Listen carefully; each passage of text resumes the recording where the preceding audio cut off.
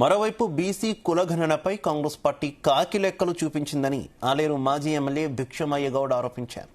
స్థానిక సంస్థల ఎన్నికల్లో బీసీ రిజర్వేషన్లు పెంచడం కోసం అసెంబ్లీలో బిల్లు పెట్టాలని డిమాండ్ చేశారు.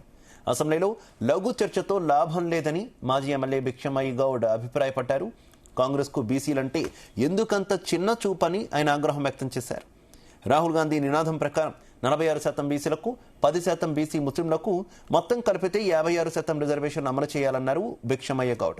ఇక రాజ్యాంగం పట్టుకుని దేశమంతా తిరిగిన రాహుల్ గాంధీ బీసీల విషయంలో ఎందుకు వెనక్కి తగ్గారని ఆయన ప్రశ్నించారు. 2011 లెక్కల ప్రకారం తెలంగాణలో 83 లక్షల ఇళ్లలో 3,50,00,000 జనాభా ఉన్నట్టు తేలిందన్నారు. 2014లో కేసీఆర్ నిర్వహించిన సమగ్ర కుటుంబ సర్వేలో 1,03,00,000 ఇళ్లు, 3,68,00,000 జనాభా అని లెక్క తేలిందన్నారు భిక్షమయ్య గౌడ్. ఈ 4 సంవత్సరాల్లోనే 20 లక్షల ఇళ్లు పెరిగాయి. 2014 నుంచి 2024 వరకు 10 ఏళ్లలో ఎన్ని ఇళ్లు, ఇక జనాభా ఎంత పెరగాలి, ఎన్ని కుటుంబాలు పెరగాలని భిక్షమయ్య గౌడ్ ప్రశ్నించారు. దీని వెనుక మతలబేమిటో కాంగ్రెస్ ప్రభుత్వం చెప్పాలంటూ ఆయన డిమాండ్ చేశారు.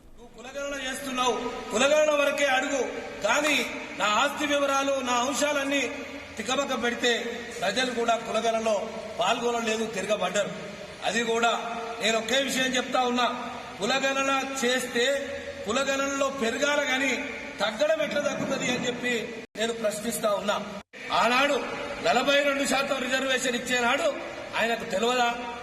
కావాలని కోర్టులలో వేస్తాం, ఇది ఎట్లాగో కొట్టుబడిపోతుంది, ప్రజలను మోసం చేయాలి, బీసీలను మోసం చేయాలనే ఒక ఆలోచనతోని ఆనాడు 42% చట్టబద్ధతగా ఇస్తా అని చెప్పినటువంటి మాట మనందరం చూసినాం.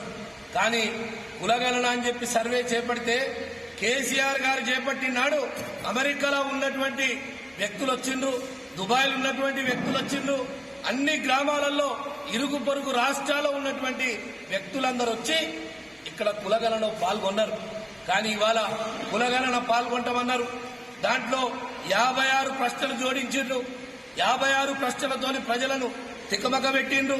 అంటే మొదటి నుంచి ఆలోచన కులగణను తప్పుల తడకగా చూపెట్టాలనే ఒక దుర్బుద్ధితోని రేవంత్ రెడ్డి 56 ప్రశ్నలు వేసి వాటన్నిటి కూడా